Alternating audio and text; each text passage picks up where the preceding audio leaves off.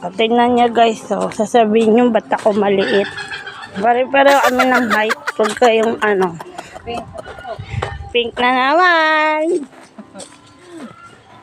At for today's video mga sis, pupunta kami ng binyagan dahil binyag ng anak ng pinsan ko. So hindi talaga ako invited dahil biglaan nga yung pagbakasyon ko sa probinsya. At nakasalubungan namin yung mga baby na baka. Yung mga baby na baka, yan naalala ko tuloy dati. Nag-aalaga ako ng baka bago pumasok sa school. So nagbiyahe na kami papuntang simbahan sa lungsod ng Anda.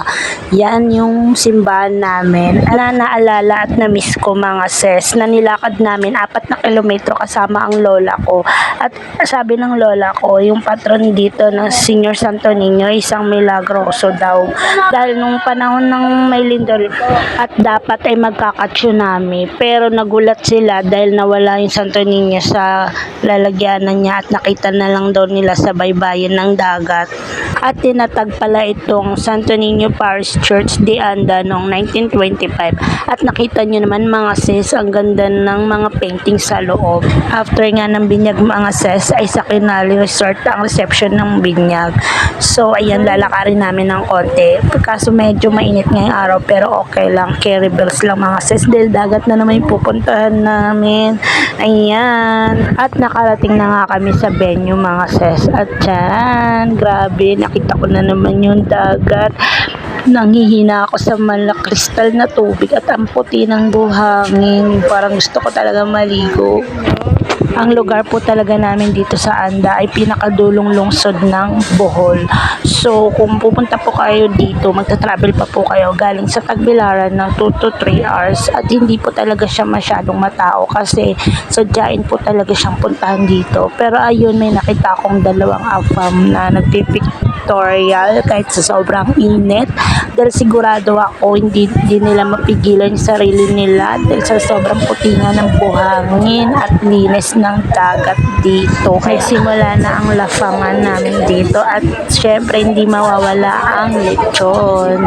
Diba? Ang sarap ng pagkain.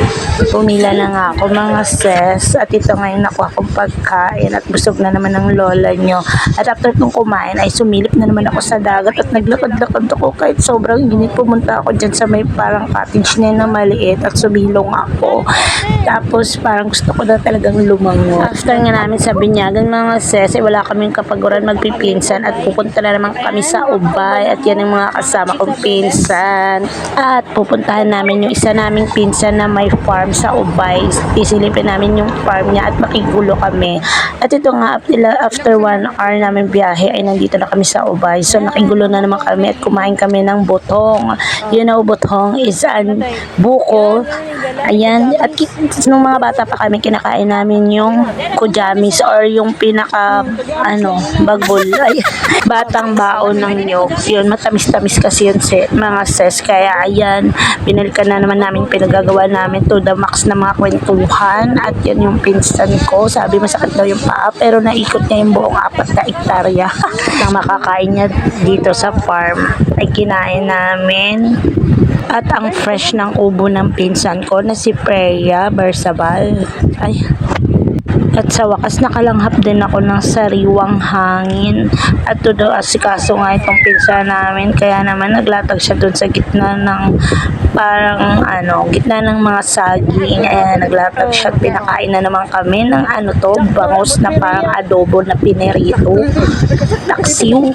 Ang sarap mga sis, grabe. Ang anghang pa. O kita mo na yung pinsan ko, parang Donya, diba? At ito naman, grabe pa talaga yung kahirapan, no? Nakapapasakses ka talaga. Pero ako ito, chill-chill lang. Bye-bye! Thank you po sa panonood. Paalam!